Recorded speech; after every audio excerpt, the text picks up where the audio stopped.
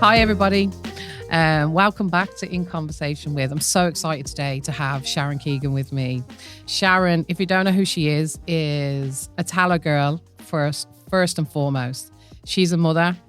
She's an entrepreneur. She might be best known for her brand, Peachy Lean, and of course, the Dragon's Den. But for me, she's best known for her heart and her passion, for her honesty and drive, and for her weightlifting, which is the most recent thing that she's really passionate about. So I'm so excited, Sharon. Thank you so much for agreeing to be here. We're going to start where I start with everybody. And it's a hard question. The question is, who are you and what are you best known for? Well, it depends who you ask, I suppose. I've been so many characters throughout my life, and now I'm 43, and that is a tough question. Like, who am I? I'm a mum, a very proud mum, a late to motherhood mum, and I am a real advocate for inclusion, diversity, and I suppose authenticity. I've always held that flag, flew that flag to be your true self. But I'm an entrepreneur. We probably known to business, the business community as an entrepreneur. And yes, I am trying to develop myself in sport at this later age. I'm 43 this year. But who am I?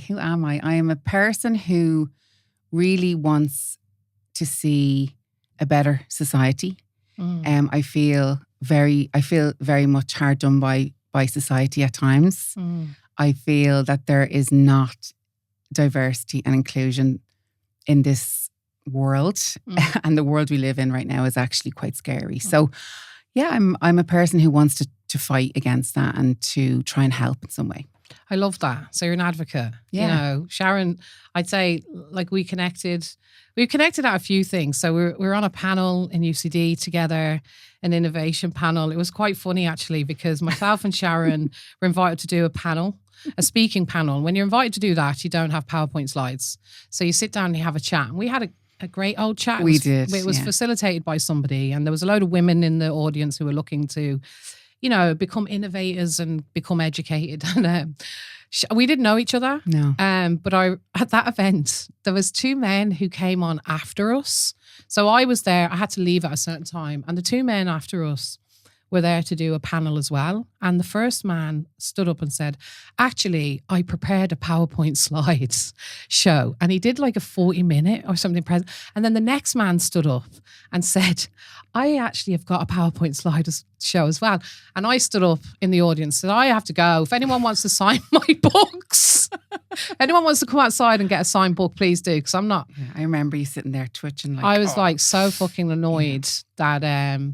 And I think we connected on that. I think connected on the fact that we're both, I suppose, I don't like to say working class for me because no one worked in my home, but definitely coming from, a very salt of the earth kind of community. Yes, and also trying to forge a different path and being aware that society's not fair. So that was the first initial meeting with Sharon. But this is the one I want to talk about.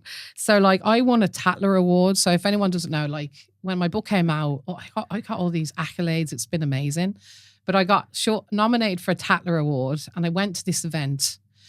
Sharon would be more event au fait than me. So in case you don't know this, there's all these meals that happen and award ceremonies that happen if you're in business, or if you're a bit in the media, if you're writing books or advocating. And there's these really posh events that happens where all these women get together and they dress in fancy dresses and they network with each other. Yes. Yeah. And it's not my fucking scene at all.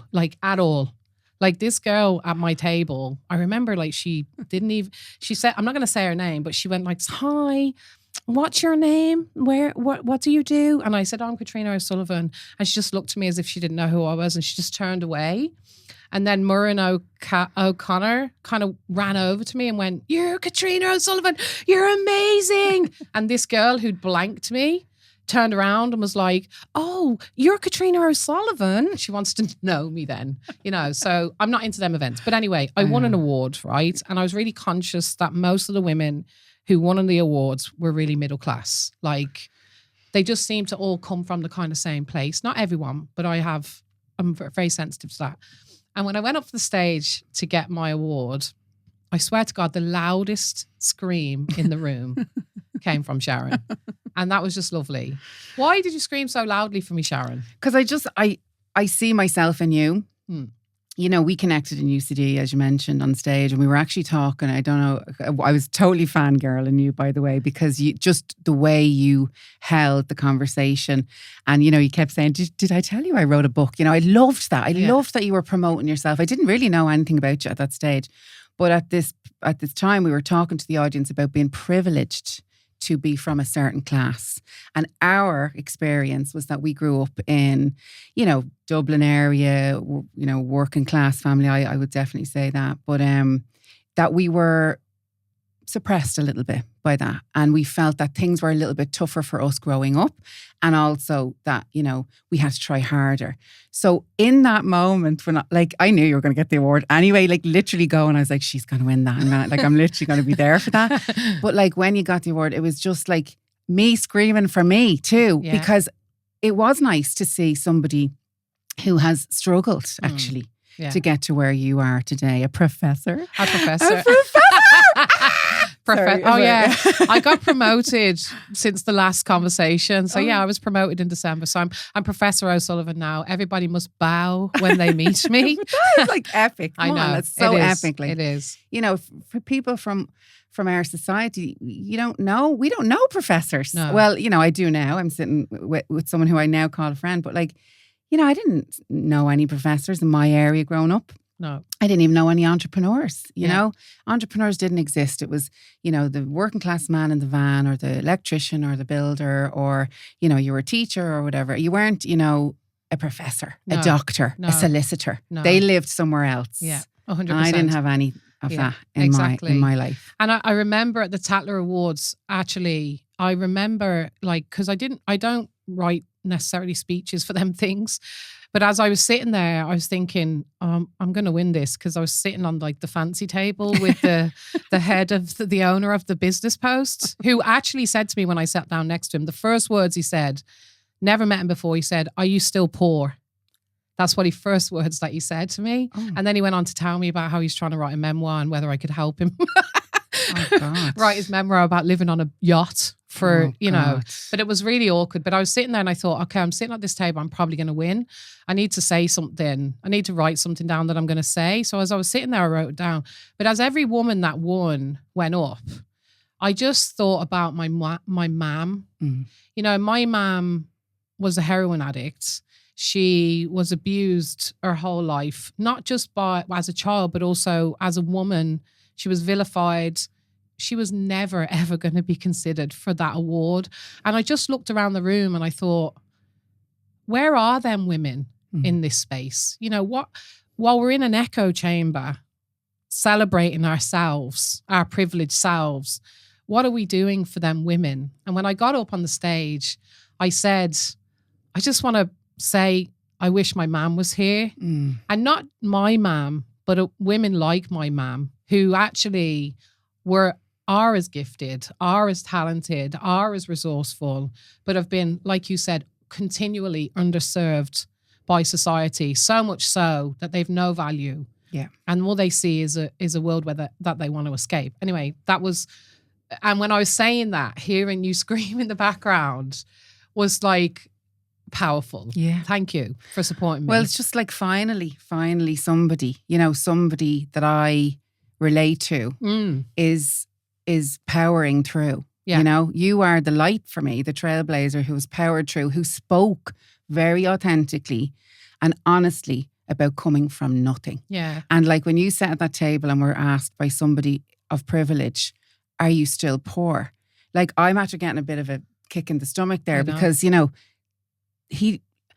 whether he realised or not, it's kicking you right down back to where you used to be. And unfortunately, that's just not acceptable anymore, do you know? So you're that advocate, you're that trailblazer, you're that voice now that we need. We need that, like, and our communities need that. And it's, you know, it's just it's a great thing to see. And I'll always be screaming in the background. Same, me for you.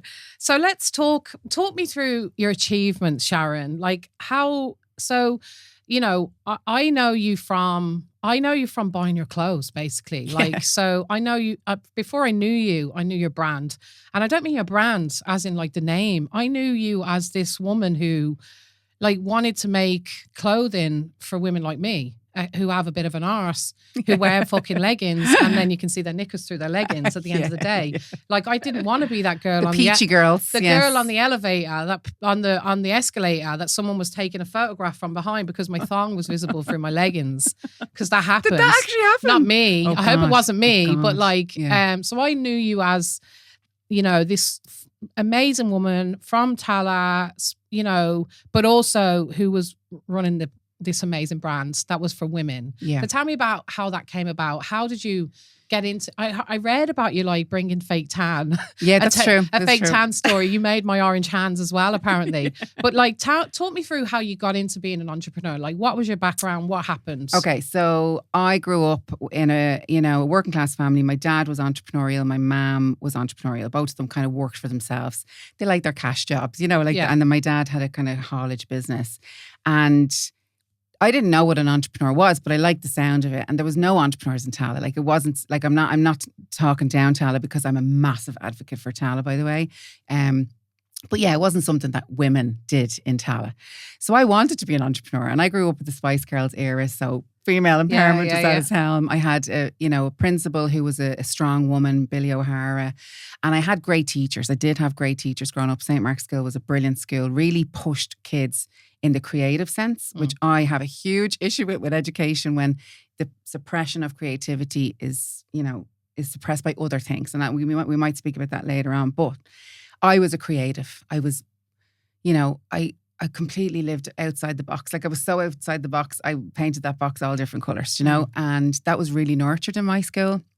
So I had a tanning business, brought spray tan into Ireland, and that was, when I was about 19. But Peachy Lean was born out of actually me feeling not included. So I always had this real sense of not fitting in or not being enough. Yeah. And obviously years of therapy now, I've figured all of my kind of past stuff out. But, a feeling of not fitting in or not being enough is enough for you to go out and actually make change in the world. Mm-hmm. So I didn't fit in. I was always a bigger girl. I always was fit. I trained a lot. I did CrossFit. I took up Olympic weightlifting later in life, which we'll talk about. But I didn't look like the other girls. I didn't look like the girls in the photographs. And I had a huge issue with that because I was fit. I was classed as fit. I was really strong. And it didn't look like anyone. So I said, I'm like going to make a difference in this space. So I had my first child at 33. Mm-hmm. I was kind of late to motherhood. I was after being running a different business previous to that, and it failed. And, a bit of a downtime. And then had my son. And in that time, I was like going to this gym. And I was a little bit struggling with postnatal depression. I didn't know it was postnatal depression at the time. I thought it was, everyone's kept telling me it's the baby blues, go to the gym. Yeah.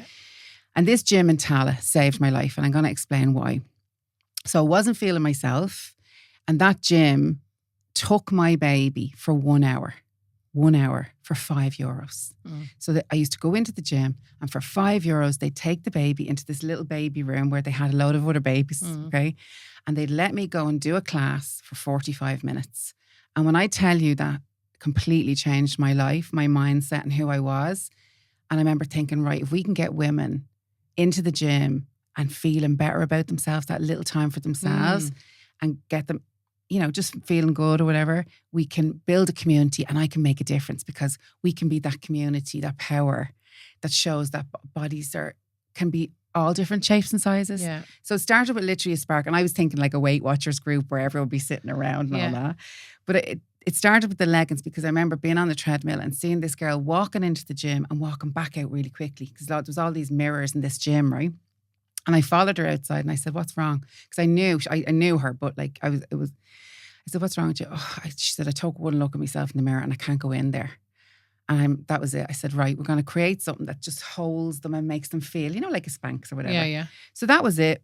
Drew it out, literally produced this product and developed the brand around the women. Yes. as in the mindset of the women. Yeah. And it did take off. And it was like one of the best achievements so far. You know, I have loads of things that I could speak about, including my kids. But rearing my young children, bringing myself back to health and figuring out how I could help others was a huge achievement for me. Amazing. And so I haven't heard that. So I'm so delighted to know like how it came about. And like, obviously I've wore the leggings and I've seen you talk about it, but never like that. Yeah. And then, so you create the brand, you're a new mom. Just so you know, right? Privileged women, the average age of having a baby is 33.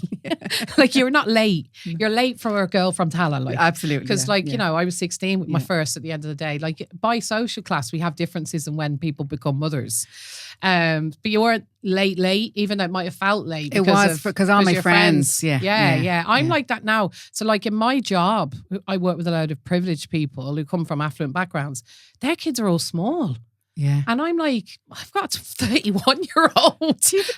John's 31 and then a 20-year-old and a 16-year-old. And they're still got 7 and 8-year-olds. So like, I was way too young, you know, this whole idea of when do you mother? It is sometimes class dependent. But so then like take me through to Dragon's Den and the decision to go to Dragon's Den. Like how I know that there was complicated stuff going on at that time, Sharon. So like we don't necessarily have to get into all that, but like where did it come from in you? Because okay, let me take a step back. I'm doing a talk at a women's executive event, and the reason I said yes to the talk more than any other reason is because Rashida Adelecki's there. Amazing. And the reason why is because it's very rare to meet a woman who will say, I am going to be the fucking best at this in the world. She's a rock star, yeah. But like, no, that mindset of like, because we're held back. Like women are held back. Loads of women are, irrespective of your class. Working class women are further held back. So how did you make the decision to go? Was it like, do you think it's something in you? Do you think it was pressure? Like, what was it? So Rashid, first of all, absolute legend. She went to my school, St. Mark's. Yeah. You need to give St. Mark's a big up here now because, you know, great school. But I think genuinely that school, okay, so growing up in that area, there was a lot of social issues. And that school really, really honed in on confidence at that time. So I know, obviously, you're in education. There is kind of these themes, right? Yes. But in the 2000s, when I left, so I left in the year the 2000. The previous years to that, it was build their confidence and allow them to believe that they can achieve, like reach for the stars kind of attitude. And they really did do that with us. Like we have people like Emmett Kerwin. You know, you have myself. There's a few people that are really, really made a say in the arts and in the creative world from our school. So I really kind of will champion the school mindset. But my father and mother, they like, I think one of the best things they ever said was, Sharon, you walk into a room, you keep your head high. You remember that she has to wipe her arse the same way you do. My dad used to have this little photograph of the Queen on the toilet pot. He'd say, you remember that, Sharon? Yeah. You remember that? Everyone wipes their arse the same way. So don't ever feel any different. So he kind of built that, you know, confidence in me. But on a Sunday, we used to sit in the sitting room in Tala, and it'd be myself, my dad, and my 2 brothers. And we were all entrepreneurial, all creatives. And we'd be taking bets on this show, The Dragon's Den. So that was kind of a really nice memory for me as a kid. Like my dad was really into this. Like, you change your life, The Dragon's Den. Oh my God, millionaires. You know, you could be a millionaire. He was a big Del Boy trotter. Yeah. You know, like he was the Del Boy and the Rodney. And their 2 brothers, him and Noel, his brother, and like they're real Del Boy and Rodney. So we'd sit there and we'd look at that. And then I used to think, I'm going to be on that show. Yeah. You know, some girls, I want to be the Rosa Tree. I wanted to be on The Dragon's Den. Do you know? I much prefer the Dragon's Den girls, to be honest. Go. So fast forward 30 years, an opportunity comes up to apply for the show. I applied, didn't hear anything for 6 months. And then January of 2020, 23rd of January 2020, I got a phone call to come over for a screen test in the studios it was Manchester. I went over and you couldn't tell anyone, it was top secret. And remember, 2020, like we didn't know what was coming for us. So anyway, I went in, screen tested, and I'll never forget the date because it was my brother Alan's birthday. And I flew home And I remember driving up to the Avon Ray in Blessington to meet him because he was going to have a bit of dinner with him and his wife and his kids. And I had to tell somebody. So I just, like, myself and my brother were really close. So I was like, oh my God, I have to tell you. So I told him. And I remember him saying, you're going to get that. Like, you're going to get that. Oh, I love it. Do you know? I have goose pimples. I know. And then, like, you know, anyway, a load of stuff happened in between that. But I didn't think it was going to happen. And when it did happen, I'll never, ever forget it. Because you know the way you've had this lifelong dream of achieving something, but everything was in like slow motion. And I was never more in the moment than I was in that moment. Yeah. Like the doors open and, you know, they film you coming in and out of the lift a few times. And, you know, on the last time they don't tell you, like the dragons are going to be sitting there. It's kind of like a secret to catch you off guard. So like, I'm like just getting ready. I needed a bit of lipstick and I was thinking, oh, I'll run back into the room and get the lipstick on. And the doors open and all the dragons are sitting there. And I'm thinking, is this it? I have to do it now. Yeah. And you don't get any time. Wow. So you just go in and like I was floating at that stage, you know, but this is something I always wanted to do. So yeah, it turned out amazing. There was a lot of emotion. I was really going through a really tough time. Yeah. But yeah, you know, I just felt at that moment I was doing it for the Tala girls. Yeah. You know, I was doing it for them girls that, yeah, like I always wanted to be something, do you know? And I don't know if that was obviously in years of therapy, realizing that maybe I never felt enough or something. Yeah, but I know. You know, I just wanted to be more than what I felt I was. I know. And you know what's lovely? I love that you went for it at the end of the day. Like, I think some people forget that in communities like ours, there's so much talent.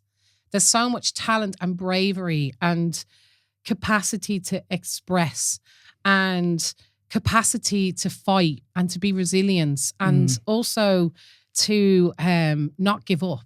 Like I would say to teachers when I do talks with them about how to be fair, I always say, did you ever have a fight with a poor kid? Yeah. Did you ever have a fight in class about something? They will fight you like no one else you've ever met in your life. And the teachers laugh because you've got these gifted kids. But I love that you went for it, Sharon. Like for me in my life, like my poverty has made me more brave than any other experience that I've ever had in my life. Because I kind of know that I'll always survive. And you've nothing to lose. I've nothing to lose. Nothing to lose. So like I will take the chance. I will apply to the show. I will do the thing because for me, I just think nothing could be worse than what I've been through at the end of the day. And I live that mindset. So that's how I kind of do the things. Because people go, how did you write the book? How are you brave enough? And I'm like, sure, why not? Like at the end of the day, I can't, like nothing is ever going to be as dark as being in a homeless hostel with a 6-month-old baby and having nobody love you or like you or be there for you. Nothing is ever going to be. And I know not everybody can live in that mindset, but that's how I live in it. Yeah. But to hear how you made that decision, I love that picture of your family watching the show. Yeah. I'm just like, why didn't I get on X Factor? Because I really wanted X Factor. Well, it's coming, babe. It's coming. It's just not yet. No. Not yet. But it's that, like, you know, not the rags to riches story, but it's the like, how do we get out of this? How do we be more? How do we get there? How do we get to that top of the mountain? And that's a dream for everybody, but you know, but more so for a family who feel like they have less, if you know what I mean. Exactly. And like, yes, it's a struggle, and yes, it's tougher at times because, you know, there is certainly people that don't want you there and make you certainly known that they don't want you there.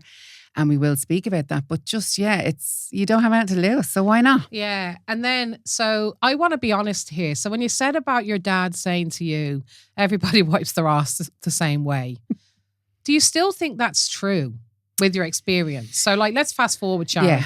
You got investments, your business is flying, we're in COVID, there's loads of hardship. Like for me looking in, I'm like, I love you, I love the brand, I'm buying the products and everything else. But I know your story as someone who's spoken to you and how hard business is for a woman, how hard it is for a person who doesn't have financial backing, who, you know, like the grind of being in business. So like fast forward to like the struggle of business.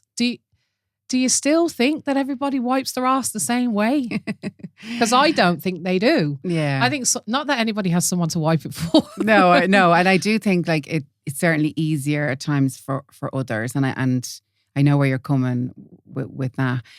I think the way I perceived what my dad was saying was, you know, don't ever let anyone make you feel less than. Yes. Because he has to sit in that toilet and wipe his arse too. Of course. So that's different, right? But what you're getting at is, was it difficult for me coming from where I came from, being a woman and trying to raise capital in a shark environment, male-dominated environment, okay?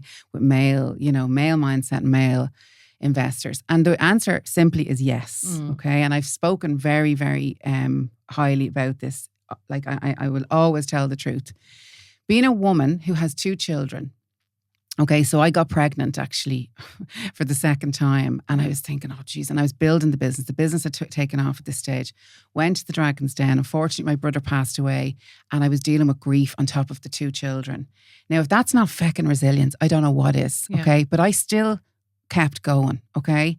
And I went out and we raised money, and thankfully raised money from investors. Some of them in the UK, because Ireland is such a small little pool of investors, very male dominated as well. And also, the pool of investors here in Ireland, they go for this particular model, which is maybe tech or med tech or fintech, which is financial technology. And here I am selling spandex and nylon leggings, talking about boobs and bums and peachy this and, pelvis this and whatever. And you know what? Sometimes it just isn't favourable to what they want to invest in. But I think the people who did invest, they invested in me because they knew or could see I wasn't going to stop. Like I had 2 children hanging off my hip, and I had a good little team who really invested in the emotional side of everything, some great mentors, and they were investing in us as a team. And I'm very, thankful for that. But on the way up, the stuff that we had to deal with was unbelievable, questions about how we would lose their money, if you know what I mean, constant, having to explain yourself. And I did obviously have a little bit of a chip on my shoulder that I didn't feel enough. And maybe I was from Dublin and, the Dublin working class accent. And, maybe they were judging me on that. And I did, suffer with my own inner confidence at times. But there'd be things you'd be sitting in a meeting and fella be checking his watch and looking out the window. And that's just disrespectful. I know. Do you know? Yeah. And you weren't doing that when the other fella was talking. But why are you doing that when I'm speaking? It's just because you completely have judged me because I'm a woman or I'm standing here. Maybe not because I'm a woman. Maybe just because I'm selling spandex or nylon. I don't know. But the facts are that women aren't getting investment. Yes. And then you look across the water at the Tech Bro Dick Fest that's happening in the US. Yeah. Okay. And what's coming down the road is diabolical rollback for females in general. Yeah. Okay. You have the Taliban taking away education for women. And here we are, like I am the first generation of women who can. Yeah. So are you, okay? Yeah. My mother couldn't. She couldn't. And my grandmother certainly couldn't. Yeah. But I can. Yeah. And I want to. But I'm not getting the fucking opportunity. And just to say, investment in female entrepreneurship is in Ireland, we're one of the lowest in Europe in terms of investment in female entrepreneurship. We're pretty low in general, but in terms of women, and the reality is though, we know that having women in that space creates products and practices that actually really help the world. It's not charity, lads. Yeah, it's emotional. Let's be clear about, but it is actually really valuable to society. So female-led businesses create products and practices and programs that actually can and do change the world. But actually getting to that point is really hard. And in Ireland, we don't invest in women in terms of entrepreneur, but we definitely don't invest in working class women because that's the second layer of this. It's like what you said about the chip on your shoulder. We've talked about this before. I don't think it's a chip on your shoulder to feel like when you go into a room and you are the only working class accent in that room, you don't suffer with imposter syndrome. You are an imposter. And the truth is, it's the room's job to make you feel like you belong there. It's not your job to fix yourself or your accent or your clothes or your hair or your makeup or your accent. But the truth is, we don't work enough on that, and the system doesn't work enough to make it welcoming. And so in terms of the business then, like I know right now Peachy Lean is closed its doors. Yeah, and like, look, I'll just mention a small bit of the story there. So like, look, I do want to just, I'm very grateful for the investors that we did have, because unfortunately they, we didn't win in the end. But like, I made a business out of being an imposter. Yeah. Okay. So the success of Peachy Lean is that we built something from zero to millions. Okay. Yeah. From a Tala girl. So it's not that it can't be done. It can be done. Yeah. With the right people backing you. And one thing I will say as a success to myself, I didn't change for anyone. Yeah. I was myself through every single moment of it. Good. Even though I was pushed and suppressed at times, I said, no, I wipe my arse the same way you do, Okay, so I pushed through. But, we built it for over 6 years. It was a success. It was a success to the point where we had people, female bodies of all shapes and sizes in magazines, on front covers of magazines. We had the body positivity movement, which Peachy Lean had a role to play in, which I'm very, very proud of. We had our own store in Dundrum with body positive mannequins that we built ourselves in all shapes and sizes. Mm-hmm. We had women feeling confident. I had letters written to me, the emails, we completely not changed their lives, but they felt seen, heard and represented. Yeah. And that to me is an achievement. It is. Now, unfortunately, we cannot go up against Shein, Temu, Amazon, the Goliaths of retail. And I could see down the road that we were struggling with cash flow. I tried to raise a second round of cash and it just didn't happen. It was a real, real struggle. And my health, I had complications with my health to the point of having to make a decision, which was to voluntarily liquidate the company, which was hell on earth. I know. It was like, I had these two babies, these boys, a 9-year-old now and a 6-year-old. And here was my little girl and I had to let her go. Oh, yeah. Yeah. And I've experienced grief. It was grief, I know. So that was tough, really tough. And also your ego and everything you've built and the success that I've got to the top of the mountain. Well, nearly to the top of the mountain. And now I'm back to square one. But you're not back to square one, because you've had this successful business and you've had all these amazing experiences. We've talked about this, how to fail and how, fail better. Fail forward. Mm-hmm. But the other thing is, Sharon, I remember really needing to feel like I was seen in a brand, really, as a woman who struggled with her body, still struggles with her body.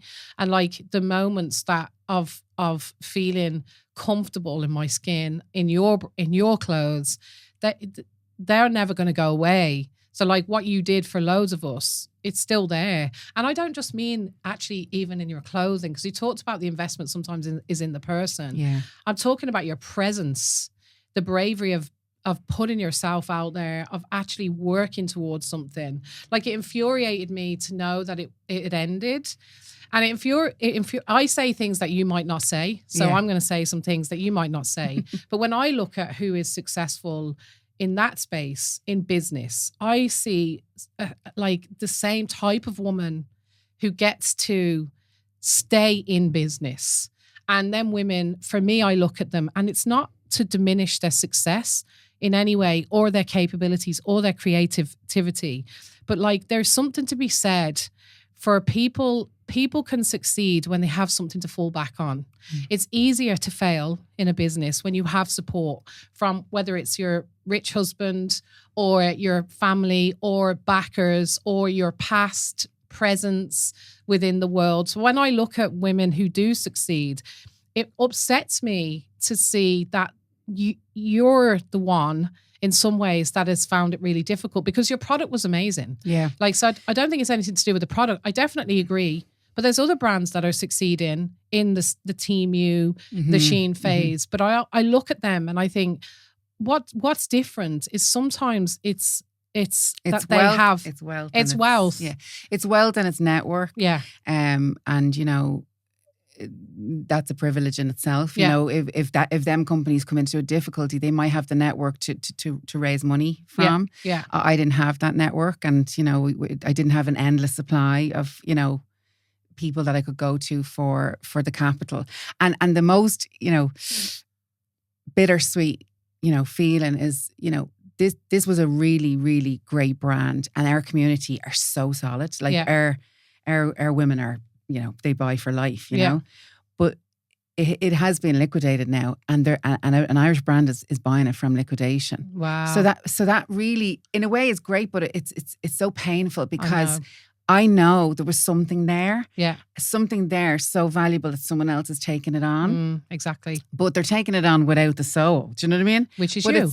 And if it succeeds, great. We can help more women. But it's just, like I didn't have, they could have backed me. They could have backed me when I needed the help. And that's just a little bit of, bittersweet. And I, like sometimes I think the world, like who we are, I don't think anyone should have to go through dark times. Like I got a call last year from a newspaper reporter who wanted to do a story on trauma.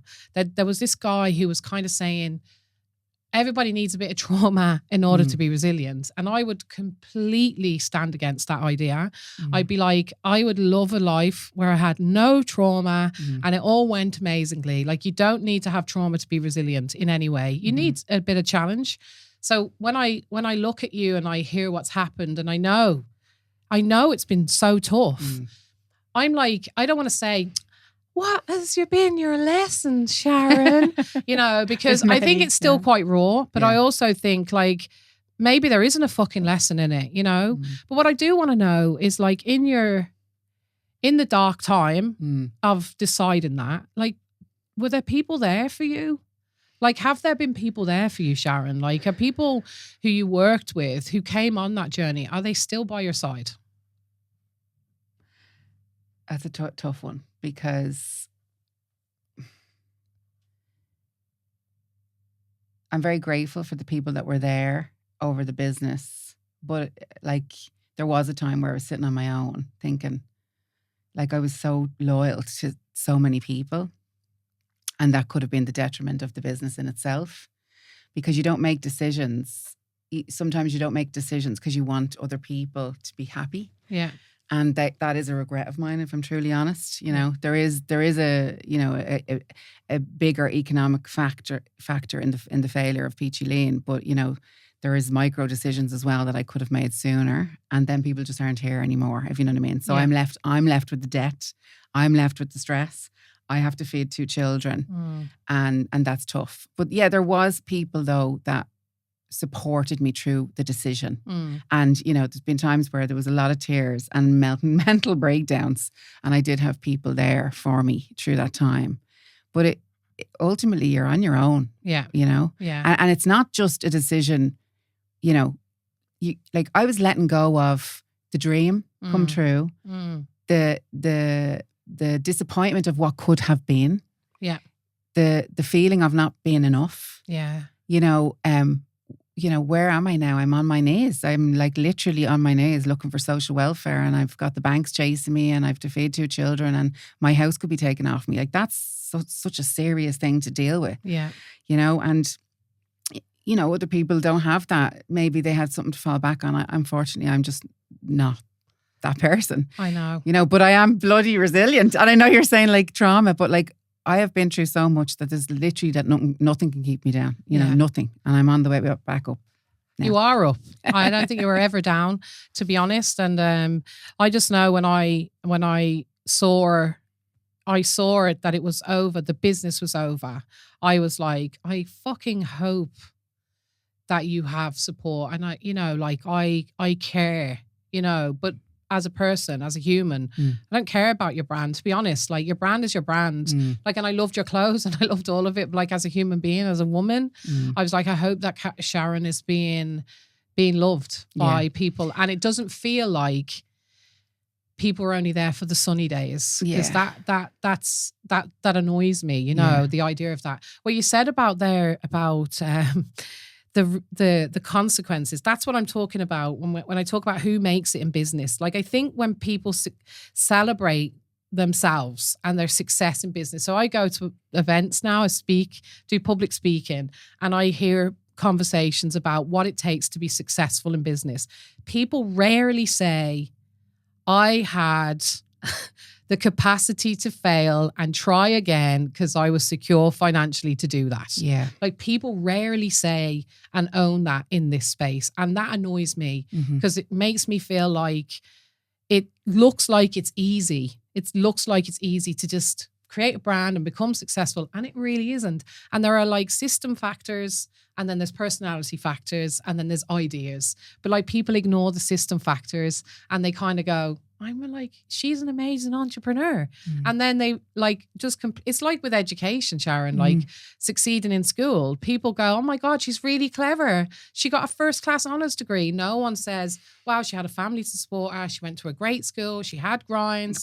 She had all of that stuff. And so that's one of the reasons I wanted to talk to you on this, because I wanted to talk about like social class and entrepreneurship and like, what can we do? Like so I know it's early days, but like, what do you think we can do differently to make sure that your next business is a winner in terms of like where you're at as a person? And what can we do for girls who are young and working class, who want to make a business, who want to be entrepreneurs? Like, what can we do? Yeah, well, like there's a couple of questions in there, and just one thing I want to mention is that when I was on my knees and you asked me, was there people there? You were there for me. So I just want to mention, like, you're talking about what can we do for people. Like, I don't know if I put up a post or something like that and you rang me and said to me, I have a job I need you to do, right? Yeah. And I don't give a shit if that was charity. I was taking it. It wasn't charity. Right? Yeah. But thank you. Yeah. Thank you so much for that, because it was Christmas. I needed to pay my bills. Oh, we're going to cry now. No, but thanks. Like, I really appreciate it. And that's what we can do. We can help each other. Like, you gave me an opportunity to come underneath you and work for the STEM passport and help young girls in DESH schools where I came from to educate them to fail forward, to make decisions, to be creative, to not care what people think of them, to make mistakes and, you know, and reach for the stars. And, you know, who cares? Let's go for it. It doesn't matter where you're from or what you speak like or what your background is or your heritage or what you look like. You can be like me and you can be like Katriona, a professor. You know, like that's what we do. We have to live our authentic life. And yes, sometimes it is just harder. It is harder. And it might be my inner child who I need to nurture and tell her she's enough. You know, that's what I have to do. That's my responsibility. But as educators and people who have been given an opportunity to fail, and I am so grateful for my failures because now I get to teach. I get to teach how to pull yourself out of them, even with nothing. Yeah. Now, like, I've nothing now, but I am going to rise even higher than I've ever risen before. Yeah. you love an underestimator, right? I love being underestimated. Yeah. You know, and it'll always ring true in my ears. Like, I like that. And thank you for the opportunity. And that's what we need to do. We need to just we need to be ourselves so bloody much and so like vibrant that girl in that classroom says, oh, like I can be like her. Yeah. You know? Yeah. Because that's why I'm screaming for you when you're on the podium getting your award. Because I am you, a part of you. Do you know? Yeah. And I someday want that too. And I want her to get that as well. Yeah. I love that. And that, Sharon, it wasn't charity. Like, like your business going under was my opportunity. I was like, Sharon, come in. So Sharon came and worked for us for a few months over. And I could see, like, you know, I like all of us, like the most important thing in this life, I'm going to cry. It's okay. It has nothing to do with business. It has nothing to do with books, bestsellers, films, radio shows. It's always about how you meet an individual and what you leave that individual with.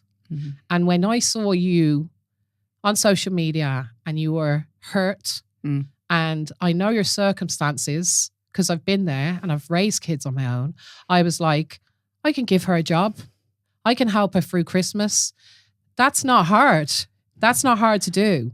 Some of us just don't work at that level, Sharon. And that's unfortunate. And so, like, for me, the most important thing in my life is to leave every individual feeling a little bit better than what they came to me with. It doesn't always work. Sometimes I call someone a cunt. Sometimes I hope you never call me. No, I probably won't to your face. But like, I'd prefer if you did. No, in fairness. The most important thing in this life is to meet an individual where they're at. Yeah. and to think about how we can affect that individual. Like people ask me all the time, how are you being so successful in what you're doing? I don't think about the success. I think about the person that I'm speaking to, that I'm trying to help, that I'm trying to give to. I don't think about, oh my God, how will social media take this, or what will the government say to this? I think about the individual. And when I reached out to you, I was like just another woman. I know. Seeing a woman who was struggling and said, I can help her and I'm going to help her. And if we all practice that a little bit better, it wouldn't be so hard. Yeah. So I'm gonna turn tack now, Sharon, because we like be whinging. We're whinging. No, we'll probably whinge a bit more now. Yeah. So like, and I hope you're okay to talk about this. Recently, I was on Brendan O'Connor, and I was talking about grief and loss, and I know, like, one of the things I love about Sharon on social media, you should follow her 100%, is you're so authentic, right? You create great content, by the way. So if you ever want anyone to create content for you, Sharon's brilliant at it. That's a shameless plug. But yes, but if you do, but you're so authentically yourself as well. And you talk about your brother and your loss with your brother. And I think when you've experienced death, you become a part of a group that you never ever wanted to be in, that you didn't know existed. Mm-hmm. And then once you're in it, it's like you're bound to people who've experienced it as well. Absolutely, yeah. And so when you authentically share about your brother and the loss, not only do I feel seen, but I also feel the loss, the grief. Mm-hmm. And so can you talk to me a little bit about like because I know you mentioned that when you went into your business, it was something you were kind of channeling your grief in your business. Yeah. So how are you with that now? Do you want to talk to me a little bit about your brother and about that experience? Jeez, yeah, absolutely. So, 23rd of January, obviously went to tell my brother that I was going for this Dragon's Den thing. And then in March 2020, we all got locked in our houses. And unfortunately, Alan passed away very suddenly. Alan and I were like the best friends. Now, I mean, like growing up, we were like, we all hung around with the same friends. He was a DJ. He was mad into like dance music. He was a great producer. And he was kind of ahead of his time with creating community, actually. He was well known in Dublin by everybody. And yeah, he was just a great, kind, vivacious soul, like this big curly hair, he had dreadlocks at one time. Like he was just the kind of person that walks into a room and everyone kind of looks, oh God, who's he? He's real cool, you know? Yeah. And then he always made people feel like that they were just the only person that he was talking to. Do you know? The kind of person like that? That like he'd remember little details and ask them how their cousin's friend was that had that thing. And he was just a gorgeous soul. And I always describe Alan as a creative who was too sensitive for life, and he did struggle with his inner self. And he was, I don't know, he was just, he went too soon, if you know what I mean. Yeah, when he's 35. Yeah, that's so young. When you describe him, I feel like you're describing yourself. Oh, really? Like, when you walk in a room, like I'm like, oh, who is she? Oh, really? Yeah, because you're so alive. And you really, you remember things and you ask questions, and it's like, oh, she actually knows who I am. It's like you shine a light on people. Yeah. So I'm in the moment with people. He was like that as well, and we were probably very similar. And thank you for saying that. Yeah. But he left. We always say he smoke bombed out the back door. Was something we used to say. But he left, and it was a really, really, really tough experience because we were all locked down. Yeah. And I don't think I'll ever get over that because society, obviously we're in a pandemic, but like it took away every piece of, dignity that he had as a human. Like no big funeral, no hugs and kisses, no one spending time together. Yeah. Isolation, pain, people worrying about COVID, so we felt rejected. We lost friends and family over situations, because we felt very disrespected and very alone and very lonely. Yeah. And I don't think I'll ever get over him being so alone in his death as well, if you know what I mean. Yeah. Something that I carry. But grief is such an epic emotion, And as a writer, I hope you do. I read something that you've written someday, but and I've been writing a lot right lately.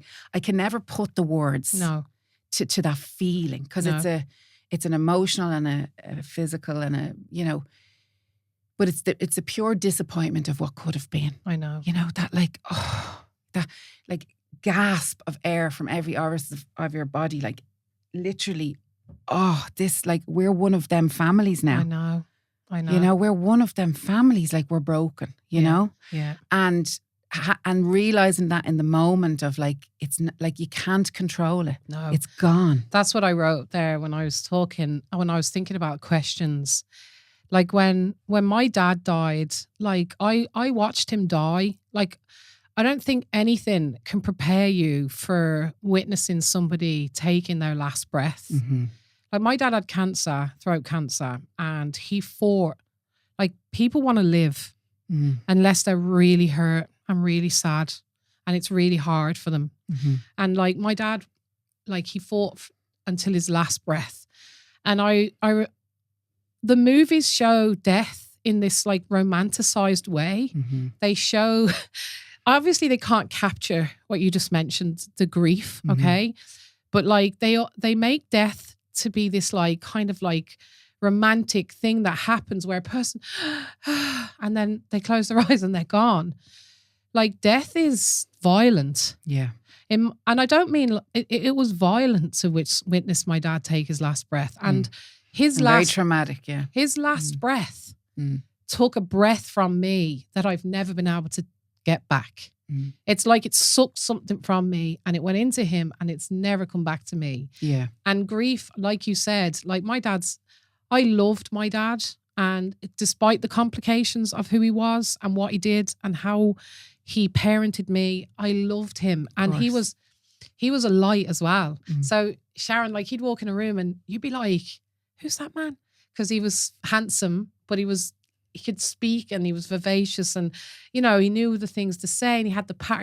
He was a great person, as well as being a fucking mad bastard who would rob you at the drop of a hat and lie to you. But he had all these great characteristics and I loved him. He was the only person that I ever 100% knew if I called him, he would answer the phone. I don't have anyone now who I know 100% is going to answer the phone. I know Dave will, but like, if he's not in a meeting. Yeah. But like, my dad was that person. And so when you say about like... I'm sure you missed that as well. The grief. And like 12 years on, it can feel like yesterday. Yeah. Like the death. Yeah. The grief, that breath that you talked about, the whole body, it can feel like anything. And you'd be screaming kind of sometimes in your dreams. It's like, you know, I always describe it to people like there's a Sharon pre and a Sharon post. Yeah. Like you said, when your dad took his last breath, he took something from you and that was your old self. Yeah. Because you're now someone completely different. And it is a night and day thing. Yeah. Like, you are now Katriona who's carrying grief. Yes. And I am Sharon who's carrying grief. Yeah. And that is a very different person to Sharon who was free. Yeah. And not burdened down by grief. Yeah. And how do you, so I did talk about this on the radio about how I managed grief, you know, and like, how do you manage that? Like, I know I see you have celebrations. I've seen, you know, you have raves but how do you manage the sadness, Sharon? Like, what do you do when that, like, what's your go-to thing for that? So I swim in the sea. Yeah. So the day my brother died, I went to the sea. And I didn't have I didn't hate the sea. I didn't have any love affair with the sea, but I went to the sea, and I don't know why. I think it was because it was COVID times, and the only thing you were allowed to do was go swimming or go for a walk. And I drove to the sea, and I remember getting in the water. I didn't even have like the stuff. I just got into the water. It was like something brought me to the sea, and there's days where the emotions are so overwhelming that your inner self can actually feel like it's rattling at times. Do you ever feel that? Like your nervous system? Excuse me. It's okay. And when you get into the water, your body has to breathe, like massive deep breaths, and you know, your nervous system, whatever that does for you. But also on Stephen's day, this lovely thing happened. I brought my family to the sea because Christmas just isn't the same anymore when you lose people, as you know. And I remember bringing all my family. I was like, oh, come on, we're going to get into the water. And not a chance they get in, but we got into the water. And we met this doctor. And we were telling him, I think, about the story of, like, I think you open up, but you don't even realise that you're... No. Don't you not? You just want to tell people, oh, we lost our son. And, you know, and people are like, oh, geez, I don't know what to do with that information. Like, it can be too much for people at times because it is quite sad. But this doctor was really lovely. And he found out, because I had told him about Peach Lane, he found out where I lived and sent me a book. Oh, wow. Right? And the book said, Why We Swim. And it was a beautiful book about... when a body decomposes, it's about why people swim and why they feel the need to go to the water in times of tragedy or trauma. Wow. Right? And in the book, it goes into, you know, obviously you pass on, your body decomposes, you will end up really in the soil, whether you are buried or whether you are ashes. And the soil will feed into the flower is watered by the rain, the soil will eventually leave the ground, and the water will trickle through, and you will eventually, on your journey through death, end up in the sea. Wow. And the sea is called home for all them souls lost. I love it. So, like, I was going to the sea with this vision of, like, well, I'm going home. It's where I come, it's where I came from, and it's where I'll end up. And my brother's here. And when you're in this kind of body of water, and your brain can't really think of anything else because you're so bloody cold anyway. But you're in this body of water. You can't control anything. There's just something so... It's like you're free or you're floating through space. Yeah. And it's just, for me, a reset. You know, grief is so heavy, uncontrollable at times. There will days where it will completely floor you and you just can't cope. And for me, it was this, you know, idea that I was going home. And I was going back to my brother. And I used to get into the water, you know, the pain of but I'd say to myself, I can breathe, he couldn't. I can breathe, he couldn't. I can breathe, he couldn't. And then I'd be with him. Do you know what I mean? I love that. I love that because, like, I write about going and dipping and always feeling connected to my dad when I'm in the water, especially if I go to Hoth. But also, like you said, like, there's something about the coldness. It just brings you right into your body. It's like you're not in all the what ifs. Where was he? What happened? Why? Yeah. It's like you just go straight into your body and you're surviving. You're surviving, and it's the next breath and it's the next breath. So it kind of brings you into your full being. And I always feel like the sea is so vast. Yeah. And we're just so connected. There's nothing that you could be more connected to in terms of, like, spirituality for me than being in the sea. Because I find the idea of God hard and religion and all that kind of stuff. But I definitely feel that there's a power and there's more, and that maybe we'll meet again when I'm in the sea. When you were talking about Alan there, and you were talking about his life and his legacy, I suppose, like, is there things that you feel like, so for me, when I have, like, so getting promoted to professor. Sorry, like, professor. As soon as I get something wonderful happens, right? Yeah. It's followed by, like, a sadness. Like, it's like, oh, this is amazing. And then all of a sudden I'm like, oh, they don't know. Yeah. Like, my but dad. Maybe, do you think they maybe do? I don't know. Like, so this whole, the idea of, like, afterlife, and I always say to myself, if my dad was there, he'd come and tell me that he was there. Yeah. So I'm kind of very logical about it, and I'm like very sciencey. I'm like, if he was there, he'd come. Yeah. And so he mustn't be there.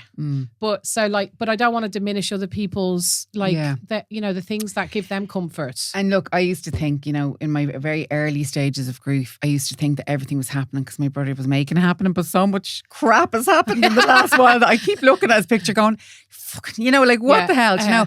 But, like, I don't know. Like, someone said to me recently, like, we are hurtling. Fiona O'Carroll, I'm going to quote her because she said it to me. We are hurtling on a rock. We are on a rock that's hurtling through space at so and so miles an hour. Yeah. Like, it's not that deep, Sharon. I was like, I know. Yeah. But, like, I need to figure this out. I know. There is no, you know, I don't know. There's just no, I don't get signs anymore. I don't get, like, I don't know. I think that if Alan and I were very connected, and I think he would, I don't know, I just would feel it, if you know what I mean. If he was here. Like, I knew Alan would be struggling when he wouldn't even need to tell me. Yeah. Do you know? Exactly. Same with me, though. He would know the same. Yeah. He'd only have to take one look at me and he'd know. He'd know. So, I don't know. I'd like to think there is. I have this thing that I always say, you know, like, I am the tree that I the tree that I sprung from, that I fell from, is dead because they're both gone. My parents are both gone. And, but I always think, so yeah, for me, like I get the happiest moments are sometimes the saddest because they didn't see. And what's really sad for me is more like they didn't see that it's all okay. You know, they didn't it's more than okay. Yeah, but they didn't get a chance to see that. Like my mum lived a life full of guilt. Like guilt more than anything. She felt bad for what she did and spent a life running from that feeling. And then she never got to see that she's forgiven and it's fine. And that's kind of sad, you know, the things that they don't get to see. But you know what? You live your whole life feeling sad that she didn't, and maybe you get to that time and maybe she says she to you, can. "Oh, babe, the only time everything that I do, we did was for this." I know, you know, yeah. Because let's be honest, that is our legacy in life. Your children, my children, like everything I do is to leave it better than where I got it. You know, and I want them to do the best that they can do, and they want a great story for you. So, I failed recently at something. And I came in and I was devastated, absolutely devastated. And when I got home, I was feeling very sorry for myself, but there was a card on the table. Oh. And it was my little boy, he was 6, right? And it said, "To Ma'am, sorry you lost. It's okay. Try again next time. You will win. Yeah. I love you, Bobby." Oh. And I literally in that moment was like, that's it. Yeah. I've won. I've won. Because my mindset of resilience and keep going and all that is now passed on to a 6-year-old child. Yeah. And if that's my work done, yes. happy days. And know? For me, I wrote that today, like failing is not trying. Yeah. Failing is not trying. Failing has nothing to do with the outcome. It's the not trying. Yeah. And that's easy for me to say when I'm not in the aftermath of like really wanting something and not getting it. But the truth is there's so many people, Sharon, that don't even try. Yeah. Maybe they can't try, or maybe they just are too scared to. Like for me, I look at you and I'm like, she is a massive success. Oh, really? You keep trying at the end of the day. And we'll finish on this, okay? So I know you're talking about failing there, but like I have to talk about your Olympic lifting. We just need to end on this, right? 2 reasons why. The first one is like I keep looking at you like lifting weights, going, oh my God. Like she's giving me envy because I'm on Instagram and I try not to look at people and get body envy, but I look at you and I'm like, she's strong envy. I don't. You definitely wouldn't get body envy no, I would. from me. You have an amazing body. But I represent the peachy side of peachy lean, and I've always been strong. Yes, but I think strong has been etched through my life, having to be strong. Yeah, having to be strong and represent strong. Yeah, emotionally, you know, and through my life. And then this barbell that you take from the ground over to your head was a sport that helped me through postnatal depression in the gym, having to learn something that was so, it was so technical. You had to be in the moment. So it took me out of my own head, but also the feeling it gave me that, you know, I was powerful. You know, I could lift this thing. So I didn't fit in the fit, lean body type, but I was strong. Yeah. So I was going to fit in there. Yeah. You know? So it was kind of like this whole thing of being enough again. I know. Years of therapy to get me out of that feeling. But Olympic lifting is just something I've come to absolutely adore and love. And I was on this journey of, you know, I'm 43 this year and there's not very many sports that you can continue to do at a level where you might get to represent your country. And I've always wanted to do something like that. I know. Again, I'm enough. I promise I'm enough. But I've always wanted to do something like that, you know. So, you know, I was basically training really the guts of a year to try and go after this one number that I would hit to then qualify for European Championships and you know, represent a country. Like that would be a dream come true for me. And I tried so hard all year. And in May of this year, the total was 126 kilos, and I had hit that in a competition, and I was like all over social media celebrating, thinking I was I just thought my dreams have come true again, and everything that I'd failed at in Peachy Lane was for something. Yeah, you know, it was because it was the step on the ladder, and I was really meant to do this. Do you know what I mean? It was for the Olympics. All of it was for the Olympics. Yeah. So, but look, the totals changed, and literally 4 weeks ago, maybe 4 weeks ago, I had to go to a competition to try and qualify and get it 2 kilos over the total.